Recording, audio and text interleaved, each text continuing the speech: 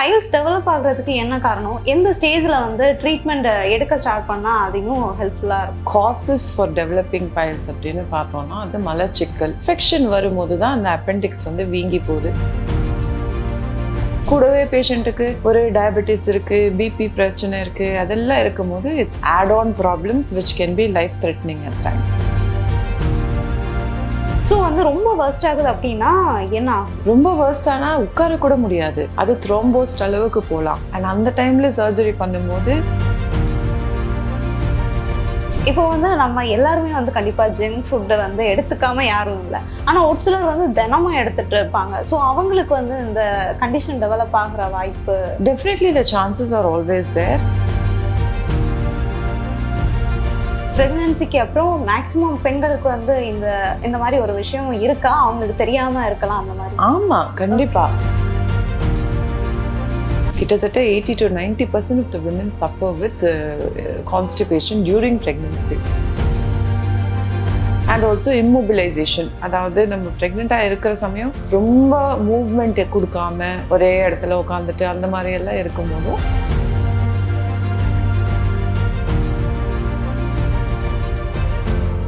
Dear women நேயர்களுக்கு வணக்கம். இன்னைக்கு வெல்னஸ் வேவ்ல வந்து இப்போ ஸ்டொமக் இல்லை வந்து அப்டோமன் ரீஜியன்ல ஏதோ ஒரு இன்ஃபெக்ஷன் ஆயிடுச்சு அப்படின்னா வந்து நம்ம என்ன மாதிரி ட்ரீட்மெண்ட்ஸ் எடுக்கலாம் அது சார்ந்து தான் பார்க்க போறோம். இது சார்ந்து பேசுறதுக்கு நம்ம கூட ஜெனரல் சர்ஜியும் டாக்டர் பிரீத்தி வந்து இணைஞ்சிருக்காங்க. மேம்கிட்ட நிறைய விஷயங்களை கேட்டு தெரிஞ்சுக்கலாம். வணக்கம்.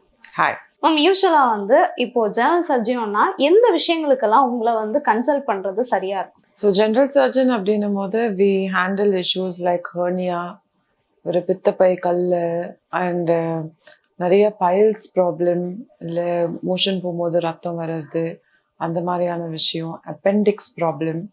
அதை தவிர்த்து வயிறு அண்ட் குடல் சம்மந்தப்பட்ட எதுவாக இருந்தாலும் வி ஹேண்டில். மாறு பகுதியில் பிரச்சனை, அதுவும் we handle. So these are the main things that we handle. யூஸ்வலாக வந்து பைல்ஸ் அப்படிங்கிறப்போ வந்து நிறைய பேர் வந்து அது வெளியே அந்த இஷ்யூ அவங்களுக்கு இருந்தால் கூட நிறைய பேரை கன்சல்ட் பண்ணுறதுக்கோ வெளியே சொல்கிறதுக்கோ ஒரு ட்ரீட்மெண்ட் எடுத்துக்கிறதுக்கோ ரொம்ப கூச்சப்படுவாங்க. எதுக்கு போகணும் அப்படிங்கிற மாதிரி அந்த வலியை சகிச்சுட்டு இருக்கிறவங்க தான் நிறைய பேரை வந்து பார்க்க முடியுது. ஸோ வந்து பைல்ஸ் டெவலப் ஆகுறதுக்கு என்ன காரணம்? எந்த ஸ்டேஜில் வந்து ட்ரீட்மெண்ட் எடுக்க ஸ்டார்ட் பண்ணால் அது இன்னும் ஹெல்ப்ஃபுல்லாக இருக்கும்? So first of all piles அப்படின்னு ஒரு விஷயம் வந்துட்டு one of the main causes for developing piles அப்படின்னு பார்த்தோம்னா அது கான்ஸ்டிபேஷன், அதாவது மலச்சிக்கல். ஸோ இது வந்துட்டு எப்போவாச்சும் ஒரு வாட்டி நடக்கிறதுன்றது ரொம்ப நார்மல். பட் அடிக்கடி இந்த மாதிரி நடக்கும்போது கண்டிப்பாக அதை நம்ம அட்ரெஸ் பண்ணணும். ஸோ அதை நம்ம அப்படியே விடுறது. அண்ட் இப்போ பார்த்தீங்கன்னா லாங் சிட்டிங் ஹவர்ஸ், பிகாஸ் நம்ம ஒர்க் பண்ணும்போது எக்ஸசிவ் ஹவர்ஸ் உட்காந்துட்டே பண்ணும்போதும் நம்மளுக்கு நிறைய பூலிங் ஆஃப் பிளட்னு ஒரு விஷயம் நடக்கும். அண்டு சில பேர் வந்து பாத்ரூமில் ரொம்ப நேரம் டைம் ஸ்பெண்ட் பண்ணுவாங்க. ஸோ அந்த மாதிரி நம்ம ஒரே இடத்துல ஒரு நிறைய நேரம் உட்காரும் போது அந்த இடத்துல ஏனல் குஷன்ஸ் வந்து வீங்க ஆரம்பிக்கும்.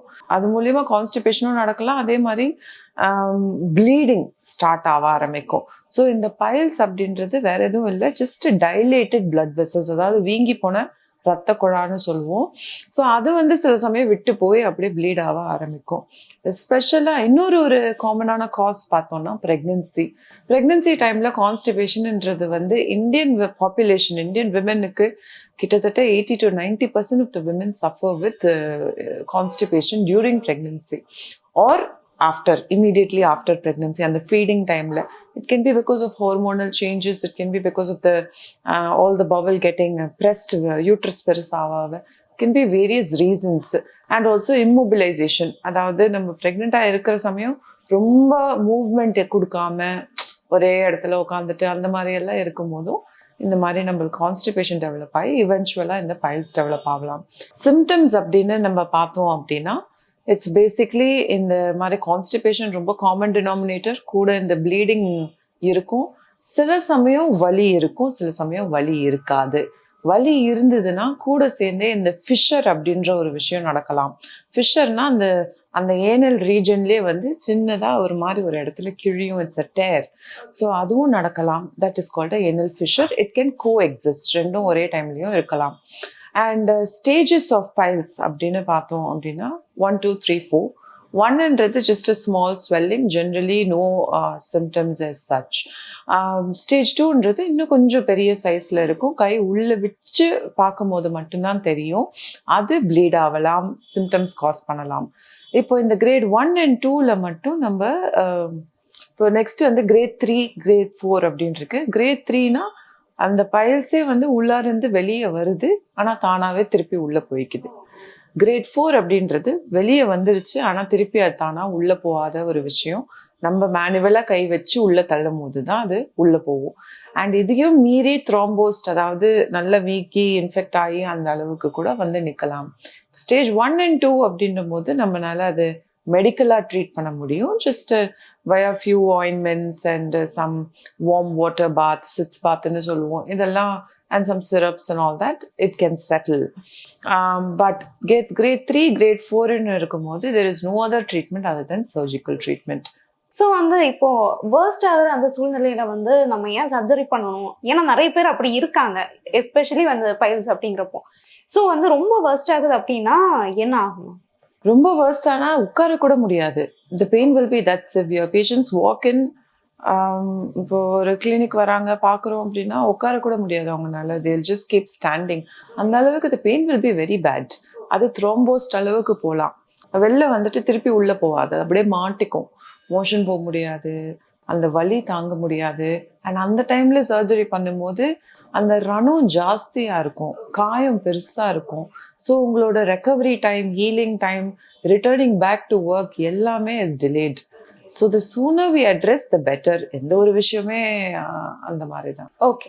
ஸோ வந்து நெக்ஸ்ட் வந்து அப்பண்டிசிட்டிஸ். யூஸ்வலாக வந்து இப்படி சொல்லுவாங்கல்ல, ஜங்க் அதிகமாக சாப்பிட்டா வந்து இந்த மாதிரி ஒரு கண்டிஷன் வந்து டெவலப் ஆகும் அப்படிம்பாங்க. அண்ட் வந்து அது உடஞ்சிருச்சு அப்படின்னா வந்து லைக் உயிருக்கே ஆபத்தாகும் அப்படிம்பாங்கல்ல. ஸோ அது உண்மையா மேம்? அது பற்றி.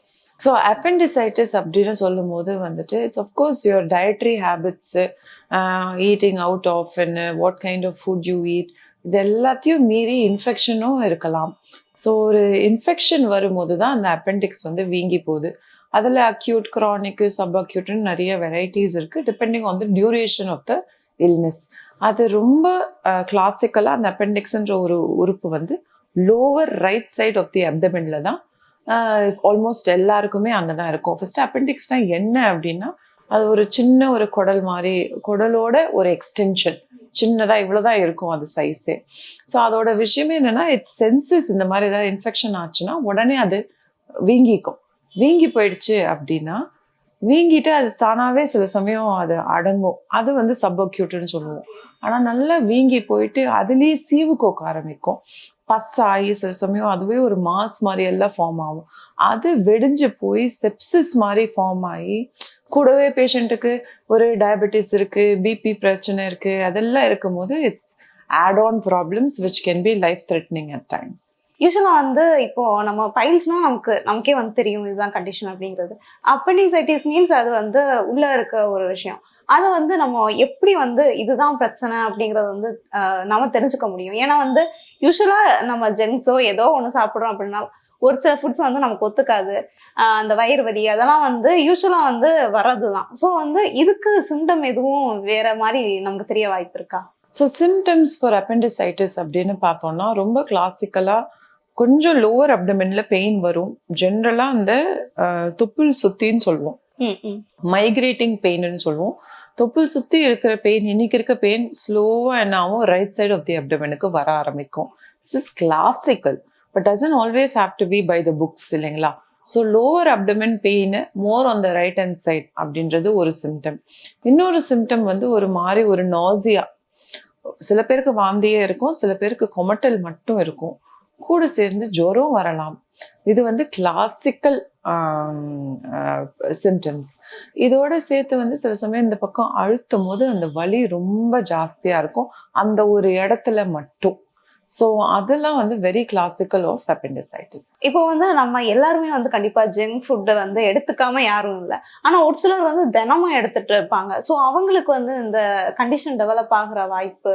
Definitely the chances are always there. Junk ஃபுட்டுன்றது is not a healthy practice at all. என்னைக்கோ ஒரு நாள் சாப்பிட்றது is okay, but day to day இதில் வந்து இன்கல்கேட் பண்ணால் definitely this is also a risk. Okay okay. And இப்போ ப்ரெக்னென்ட் விமன் அப்படின்னா வந்து ப்ரெக்னன்சிக்கு பிறகு இந்த விஷயங்கள்ல வந்து இன்னும் கவனமா இருக்கணும் அப்படின்னு எதுவும் இருக்கா? அப்டோமன் சார்ந்த விஷயங்கள். எஸ். ஸோ ப்ரெக்னென்சிக்கு அப்புறம் கப்புள் ஆஃப் திங்ஸ் ரொம்ப காமனாக நாங்கள் பார்க்குறதுல வந்து என்னென்னா, patients R not being aware. அதுதான் நான் சொல்லுவேன். ஒன்று வந்து இந்த ஹெர்னியா. ஸோ ரொம்ப காமனாக அந்த தொப்புளில் வந்து சின்னதாக ஒரு வீக்கம் வரும். அந்த வீக்கம் அவங்க என்ன நினச்சிக்கிறாங்கன்னா, இது ப்ரெக்னென்சி டைமில் வயிறு வீங்கிச்சு இல்லையா, அது தானாக சரியாக போயிடும். ஆனால் பார்த்தா அங்கே ஒரு குடல் இறக்கமே அவங்களுக்கு ஆயிருக்கு, விச் இஸ் பீயிங் இக்னோர்ட். அப்போ ஃபியூ இயர்ஸ் கழிச்சு தான் அவங்களே தெரிஞ்சுக்கிறாங்க, ஓ இது என்னடா ஒரு 2 வருஷம் ஆச்சு, 3 வருஷம் ஆகுது, இன்னும் அந்த வீக்கம் உள்ளே போகலையே அப்படின்ற பட்சத்தில் தான் we are identifying that there is a hernia. So அது ஒரு விஷயம். another விஷயம் வந்து டைவேரிகேஷன் ஆர் டயஸ்திசிஸ் ஆஃப் ரெக்டை அப்படின்னு ஒரு கண்டிஷன். அதாவது இந்த நம்ம வயிறு பகுதியில் இந்த வாகத்தில் ஒரு 2 மசில் இப்படி போகுது, அது பேர் தான் ரெக்டஸ். அது வந்து நம்ம வயிறு பெருசாகும் போது இப்படி விரியுது, திருப்பி உள்ளே போகணும். ஆனால் சில பேருக்கு அது போக மாட்டேங்குது. போகாமல் என்ன ஆகுது, மல்டிபிள் ப்ரெக்னென்சிஸ் இருக்கும் போதும் இட்ஸ் வெரி காமன். இது அப்படியே இந்த மாதிரி கேப் விழுந்துருது. ஸோ இந்த muscle is a covering and strengthening ஒரு உறுப்பு. அது வந்து விலகும் போது என்ன ஆகுது, இந்த இடம் ஃபுல்லாக லூஸ் ஆகி இந்த இடத்துல ஒரு பல்ஜ் ஏற்படுது. அதை தான் இந்த மாமி பவுச் அப்படின்னு சொல்கிறோம். ஒரு சின்ன பல்ஜ். அந்த பல்ஜ் வந்து அவங்க என்ன பண்ணாலும் உள்ளே போக மாட்டேங்குது. So of course up to 2 finger breathன்னு சொல்லுவோம். 2 finger breath கேப் இருக்கிற வரைக்கும் வெறும் எக்ஸசைசஸ் மூலியமா நீங்க ட்ரை பண்ணலாம். and some weight reduction you might be able to correct the diastasis. but 2 finger breathக்கு மேல போகும்போது you might require a proper guidance and proper சர்ஜனோட எக்ஸ்பர்டீஸ் உங்களுக்கு கண்டிப்பா தேவைப்படும். மேம் யூஸ்வலா வந்து பிரெக்னன்சிக்கு அப்புறம் மேக்சிமம் பெண்களுக்கு வந்து இந்த மாதிரி ஒரு விஷயம் இருக்கா, அவங்களுக்கு தெரியாம இருக்கலாம் அந்த மாதிரி? ஆமா, கண்டிப்பா. இது வந்து நிறைய பேருக்கு தெரியாம போகுது. ஏன்னா நான் பார்க்குற சில பேஷண்ட்ஸே வந்து என்ன சொல்றாங்கன்னா, டாக்டர் இது முன்கூட்டியே எனக்கு தெரிஞ்சிருந்தா நான் அப்போவே அட்ரஸ் பண்ணியிருப்பேன், எனக்கு இது தெரியல, எனக்கு இந்த மாதிரி ஒரு விஷயம் இருக்குன்னு எனக்கு தெரியாது, இப்போதான் ஐம் கெட்டிங் தட் அவேர்னஸ் அப்படின்ற ஒரு விஷயம். ஓகே. ஸோ வந்து சப்போஸ் இது வந்து ட்ரீட் பண்ணாமல் விட்டாங்க அப்படின்னா என்ன ஆக வாய்ப்பு இருக்கு? ஸோ ட்ரீட் பண்ணாமல் விட்டோம் அப்படின்னா அந்த ஹெர்னியா டெவலப் ஆகும். நெக்ஸ்ட் ஹெர்னியா டெவலப் ஆச்சு, ஏன்னா இந்த இடமே வீக் ஆயிடுச்சு இல்லைங்களா. அப்புறம் ஹெர்னியா டெவலப் ஆச்சுன்னா அந்த ஹெர்னியாவே, அதாவது ஹெர்னியான்றது ஓட்டை விழுந்திருக்கு நம்மளோட அப்டமன் ஏரியால. அந்த ஓட்டை மூலியமா குடலோ இல்லை குடலை சுற்றி இருக்கிற கொழுப்போ இப்படி வெளியே வந்துட்டு திருப்பி உள்ள போகும். சில சமயம் அது வெளியே வர சில சமயம் இந்த இடத்துல மாட்டிக்குச்சுன்னா வலி கொடுக்கும். அடுத்து அந்த வீக்கம் திருப்பி உள்ள போகாது. அடுத்து வந்து என்ன ஆகும், இந்த குடல் வெளியே இருக்கிற குடல் சில சமயம் பிளட் சப்ளை கட் ஆஃப் ஆகி அந்த இடம் மட்டும் அழுவலாம் அப்படின்ற ஒரு விஷயம் இருக்கும். அடுத்து இந்த ஹெர்னியாவே, அதாவது நம்ம துணியில வந்து ஓட்ட விழுந்தா என்ன ஆகும், அது அப்படியே கிழிஞ்சிட்டே தான் வரும். ஸோ வந்து இதுவும் ஒரு லைக் லைஃப் த்ரெட்னிங் மாதிரியா? If completely unaddressed and ignored completely, yes it can be. Okay. So வந்து லைக் நாம பேசுறப்போ வந்து லைக் இல்லை பார்க்குறப்போ வந்து இதெல்லாம் ஒரு சீரியஸான விஷயமா அப்படின்னு நம்ம யோசிக்க தோணாதுல. இப்போ பைல்ஸ் ஆகட்டும், நம்ம இப்போ பேசின ஹெர்னியா ஆகட்டும், இல்லை அப்பண்டிசைட்டிஸ் ஆகட்டும், இது வந்து சம்டைம்ஸ் வந்து யூஸ்வலாக கேட்குற டேர்ம்ஸாக இருக்கலாம். பட் வந்து ட்ரீட் பண்ணாமல் விட்டால் வந்து இவ்வளோ ஒரு பெரிய சிக்கலில் கொண்டு மாட்டி விடுது அப்படிங்கிற விஷயங்களை வந்து நல்லா பகிர்ந்துக்கிட்டீங்க. அண்ட் இன்ஃபேக்ட் இது வந்து எனக்கு கேட்குறப்ப எனக்கே வந்து புதுசாக இருந்துச்சு, என்னடா இது ட்ரீட் பண்ணாமல் விட்டால் இந்த நிலைமையெல்லாம் வருமா அப்படிங்கிறது. ஸோ கண்டிப்பாக இந்த வீடியோ வந்து நம்ம ஆடியன்ஸுக்குமே ரொம்ப அவேரிங்காக இருக்கும் அப்படின்னு நினைக்கிறேன். கருத்துக்களை பகிர்ந்துக்கிட்டமைக்கு ரொம்ப நன்றி. தேங்க்யூ. தேங்க்யூ.